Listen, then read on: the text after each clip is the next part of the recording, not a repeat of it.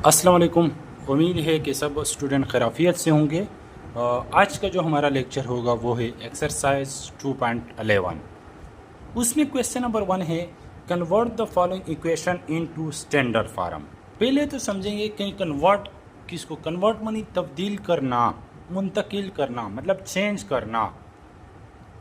जो following equation दिए गए हैं उनको स्टैंडर्ड फार्म। तो सबसे पहले बेटा हम तो समझेंगे कि स्टैंडर्ड फार्म क्या होता है।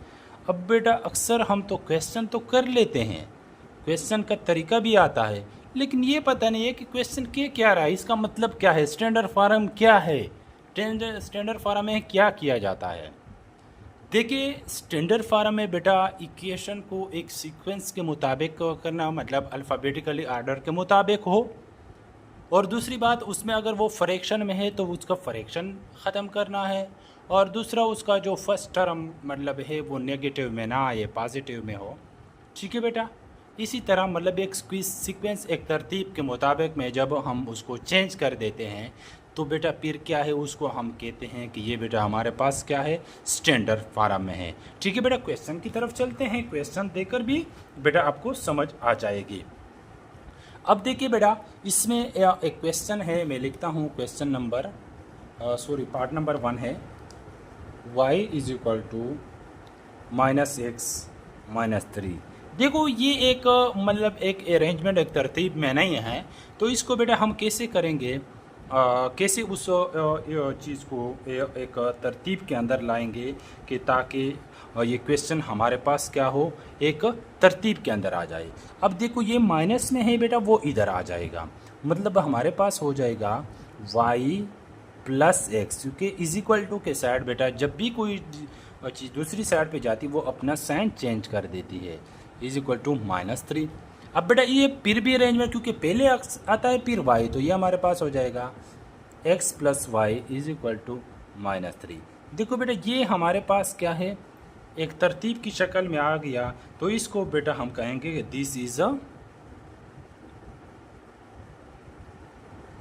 Standard farm.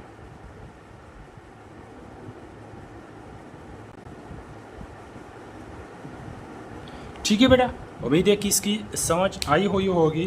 तो इसके बाद बेटा मैं चलता हूँ क्वेश्चन नंबर 3 की तरफ। 2 पे आप खुद प्रैक्टिस कर ले। y minus 1 is equal to 5/3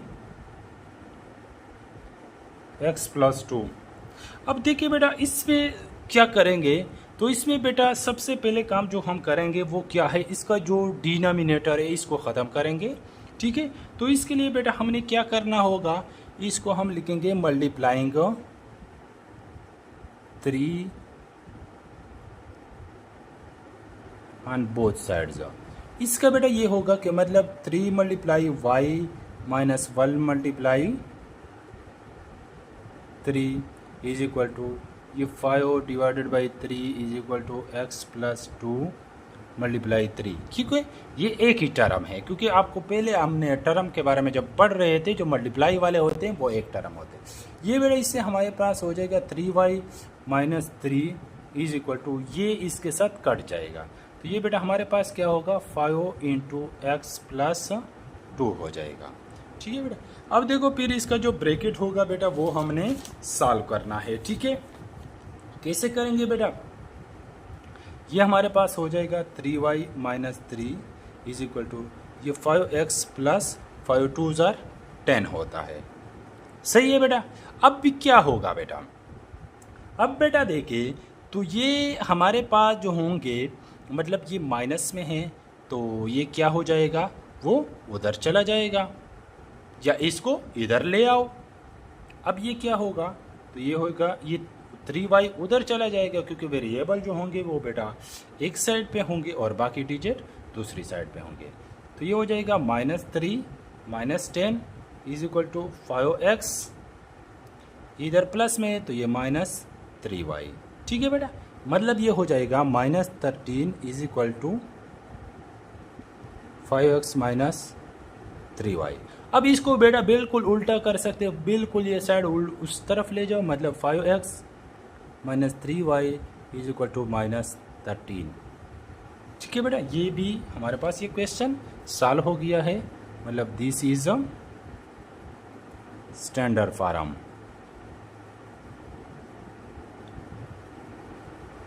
उम्मीद है बेटा कि इस क्वेश्चन की भी आपको समझ आई हुई होगी, क्योंकि बेटा क्वेश्चन इजी है, इतने मुश्किल नहीं है, आसान क्वेश्चन है। अब बेटा मैं नेक्स्ट क्वेश्चन की तरफ चलता हूँ।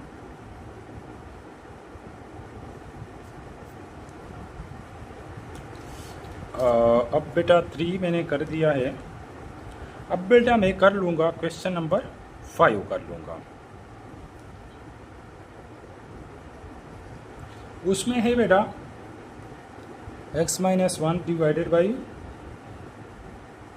2 is equal to y+2 divided by 3। ठीक है बेटा, ये क्वेश्चन है।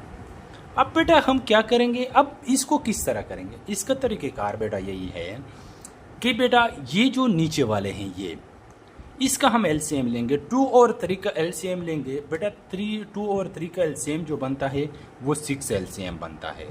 तो हम बेटा क्या करेंगे, मल्टीप्लाइंग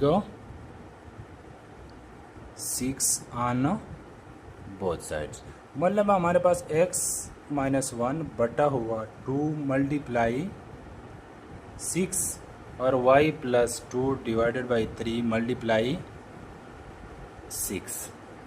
ठीक है। अब बेटा देखिए ये हमारे पास ये अलग है, दोनों को जाए, ये 2 1 ज़ा 2, 2 3 ज़ा 6, मतलब ये x-1 मल्टीप्लाई 3, सही है बेटा। और ये क्या बनेगा, ये भी 3 1 ज़ा 3, 3 2 ज़ा 6, तो ये y+2 मल्टीप्लाई 2। अब बेटा ये दोनों के साथ मल्टीप्लाई होगा, ये मतलब हो जाएगा 3x माइनस 3 1 ज़ा 3 इज इक्वल टू ये 2y प्लस 2 2 ज़ा 4। अब देखो बेटा फिर वेरिएबल उसके पास जाएगा, वो कांस्टेंट जो होगा वो इसके पास आ जाएगी। ये हो जाएगा 3x minus 2y is equal to 4, इधर माइनस में है तो ये प्लस 3 हो जाएगा। ठीक है बेटा, तो ये फिर हमारे पास हो जाएगा 3x minus 2y is equal to 7। तो बेटा ये क्वेश्चन भी सॉल्व हो गया है, तो इसको हम कहेंगे बेटा कि this is a standard form. ठीक है बेटा, उम्मीद है कि इस क्वेश्चन की भी आपको समझ आई हुई होगी। बेटा इजी क्वेश्चन है, मुश्किल नहीं है, थोड़ा सा बेटा क्या कर ले, समझने की कोशिश करे, जब आप समझ जाते हो तो फिर इजी है। देखो बेटा ये चीज़ें इस तरह नहीं है कि शायद आपके पास सब्जेक्टिव में आ जाए, लेकिन ऑब्जेक्टिव में बेटा आपके पास ये आ सकते हैं। अच्छा बेटा अभी चलते हैं, इसका लास्ट क्वेश्चन आप लोग खुद कर ले, इसी तरह बेटा आपने करना है। मैं क्वेश्चन नंबर 2 की तरफ चलता हूँ। क्वेश्चन नंबर 2 है, इसको मैं साफ करता हूँ बेटा। वो क्वेश्चन नंबर 2 है बेटा, वो बेटा कह रहा है construct the following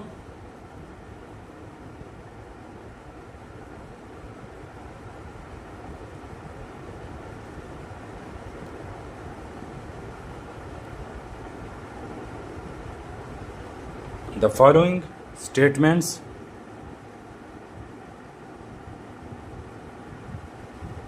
into linear equations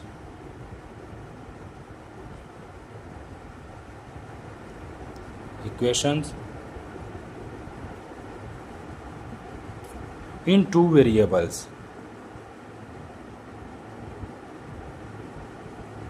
ठीक है बेटा, इनको क्या, ये जो स्टेटमेंट है इनको दो लीनियर ये जो इक्वेशन है 2 वेरिएबल लीनियर इक्वेशन में बेटा इसको कन्वर्ट करना है। अब देखो इसमें नंबर 1 है द सम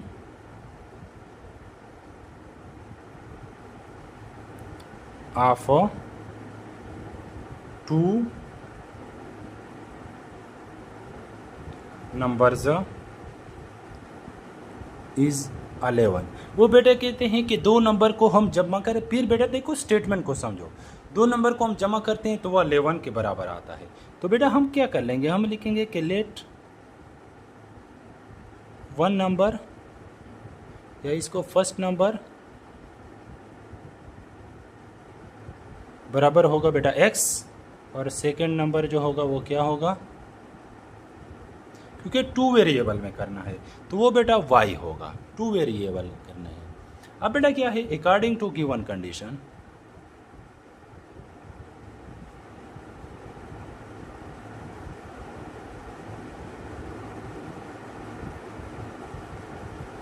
गिवन कंडीशन, ठीक है बेटा। अब यहाँ पे वो चीज़ ना सोचिए कि यहाँ पे आपने क्यों 2x या क्यों नहीं लिखा है, यहाँ पे 2 वेरिएबल, वो देखिए 2 वेरिएबल में तो क्योंकि x वो एक सेम वेरिएबल आएगा, ये दोनों जो है ये डिफरेंट वेरिएबल, ओके। इनको जब आप जमा करते हो तो वो 11 के बराबर आता है, तो ये x + y = 11, ठीक है बेटा। ये आपके पास क्या है, इसका आंसर है। इसकी बेटा आपको समझ आई होगी। अब बेटा मैं चलता हूँ नेक्स्ट की तरफ। नेक्स्ट है बेटा हमारे पास नंबर 2 बेटा, आप खुद कर ले। The price of a book and 2 pencil is Rs 90। तो बेटा आप कर सकते हो, प्राइस ऑफ बुक इसको x कर दो, प्राइस ऑफ पेंसिल = y कर लो, ठीक है। फिर आपके पास 2 पेंसिल है तो 2y आएगा अकॉर्डिंग टू गिवन कंडीशन में। अब क्वेश्चन पार्ट नंबर 3 जो है, ठीक है बेटा, वो मैं कर लूँगा। नंबर 3 है the wait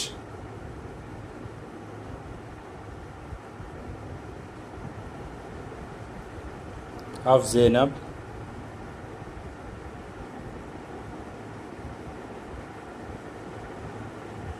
is 1/3 is weight of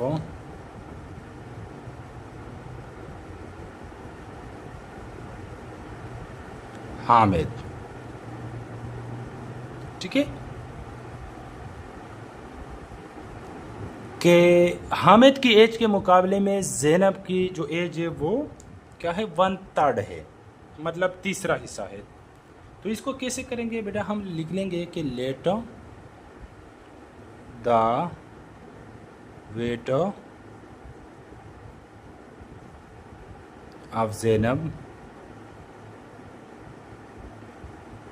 = क्या होगा, x होगा, और वेट ऑफ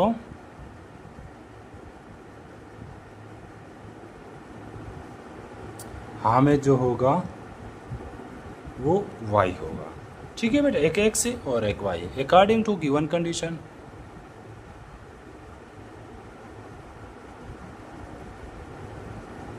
गिवन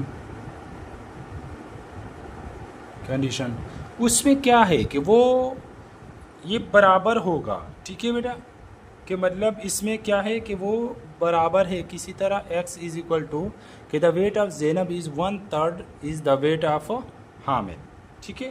तो ये x = बराबर हो जाएगा y × 1/3, तो ये x = y/3 हो जाएगा, ठीक है। उम्मीद है बेटा कि इसकी भी आपको समझ आई होगी। अभी मैं चलता हूँ नेक्स्ट क्वेश्चन की तरफ।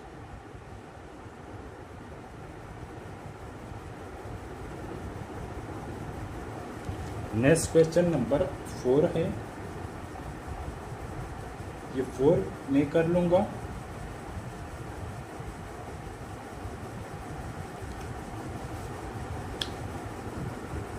नंबर 4 जो है, the sum of 2 times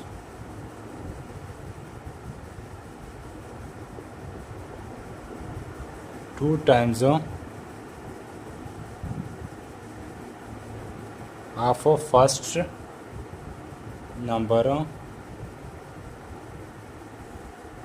and third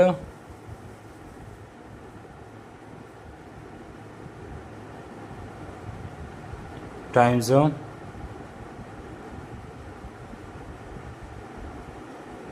of second number is 30। अब देखिए बेटा यहाँ पे क्या होगा, फिर हम बेटा इसका इक्वेशन बनाएंगे। द सम ऑफ 2 टाइम्स, अब फर्स्ट नंबर वो कहते हैं कि फर्स्ट नंबर का क्या हो, 2 टाइम्स हो, दुगना हो, and the third times of the second, और सेकेंड नंबर क्या हो, वो थर्ड टाइम्स हो। अब देखिए लेट 1 नंबर क्या है, या फर्स्ट नंबर होगा वो x होगा, और सेकेंड नंबर वो y होगा।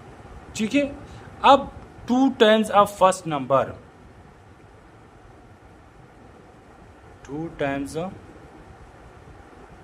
ऑफ फर्स्ट नंबर, तो ये क्या 2 टाइम्स होगा, आपको बताया था कि ये 2x होगा। अब third times of second number, ठीक है, थर्ड टाइम्स या 3 टाइम्स, तो ये एक ही चीज़ है।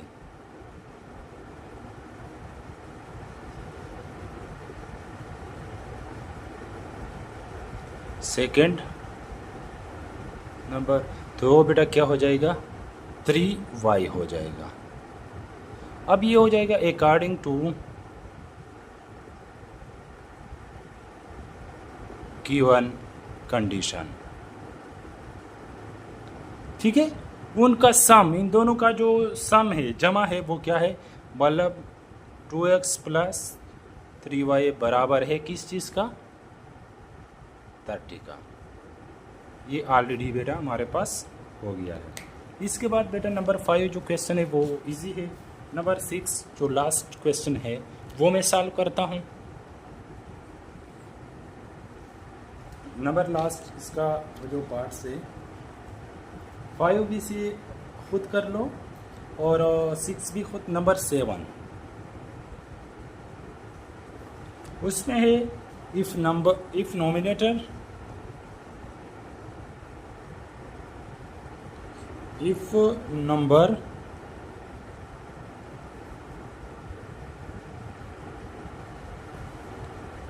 नंबर नहीं है इधर, इफ नॉमिनेटर्स है।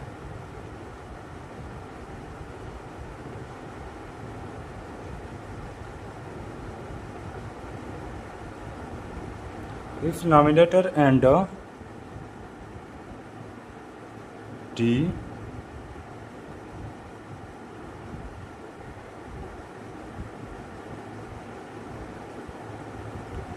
of a fraction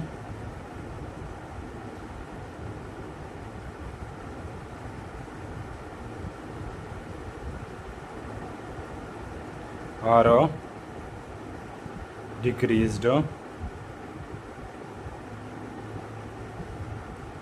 by 3, the fraction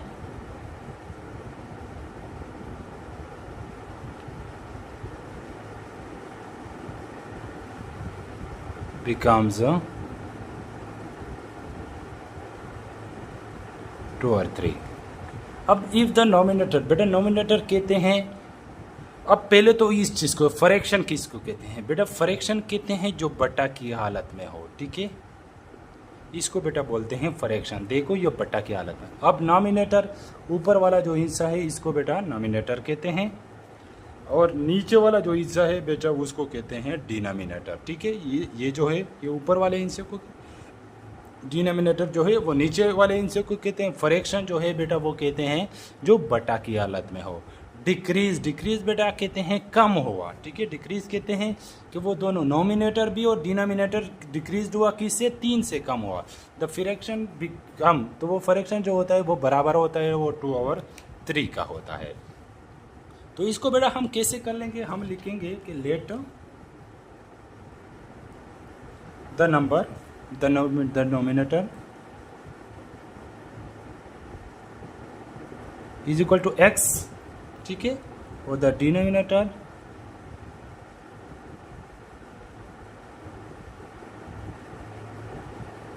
y। ठीक है, अब वो इसका बेटा क्या बनेगा, इसका जो फ्रैक्शन, तो वो कहते हैं कि डिनोमिनेटर ऑफ द फ्रैक्शन, इसका फ्रैक्शन बेटा क्या बनेगा,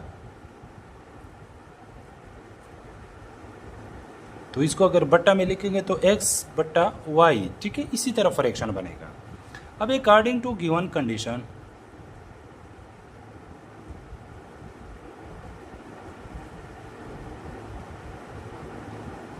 ठीक है, अकॉर्डिंग टू गिवन कंडीशन। अब बेटा कैसे, वो कह रहा है कि ये जो बट्टा है ये डिक्रीज बाई 3, तो बेटा ये क्या होगा, ऊपर वाला नॉमिनेटर भी 3 से कम होगा और डिनोमिनेटर भी 3 से कम होगा, वो बेटा बराबर है, देन द फ्रैक्शन बिकम बराबर है किस चीज़ का, 2/3 का। क्लियर बेटा, तो ये हमारे पास ऑलरेडी सॉल्व हो गया है। उम्मीद है बेटा कि इस एक्सरसाइज की भी समझ आई हुई होगी। मिलते हैं बेटा नेक्स्ट लेक्चर में।